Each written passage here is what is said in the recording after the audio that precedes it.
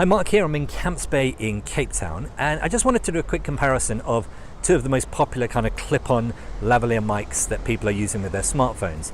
Because people often say, you know, should I buy this one or that one? And is there much of a difference in sound? So I thought, well, let's just do it. Let's let you compare for yourselves. So the mic I'm using right here is a Boya BY-M1.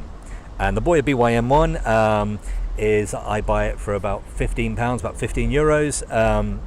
And it's got a very long cable, almost too long to be honest, and you can switch if you put a battery in it to make it work on a DSLR, but it is a TRRS, so it will work straight into any kind of headphone jack or an adapter into a smartphone.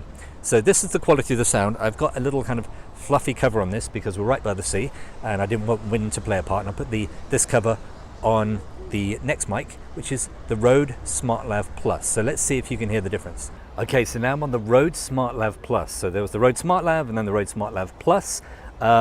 This one, depending on where you are, you're talking more like $40, $50, so more expensive. One of the things that really annoys me is the cable is really short. So most people get the extension cable, but I'd love it if the cable is just that little bit longer. Now, again, I put this cover on because there's wind here. I don't want that to be a distraction.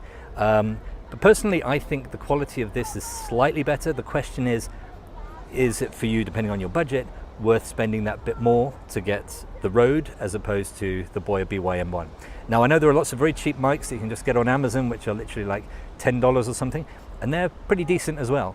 But like with anything, you know, the more you pay, the better the quality.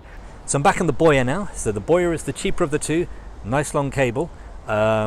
It can distort quite easily, which is why I've actually worn it a little bit lower than I would some other mics, because you know, when you speak loudly you get distortion. So I'll leave it up to you to decide which one's best. And if you want to learn more about shooting on your smartphone and which equipment to use, head over to the link in the description at markeganvideo.com, where you can get a free kit list and more information about shooting on your smartphone.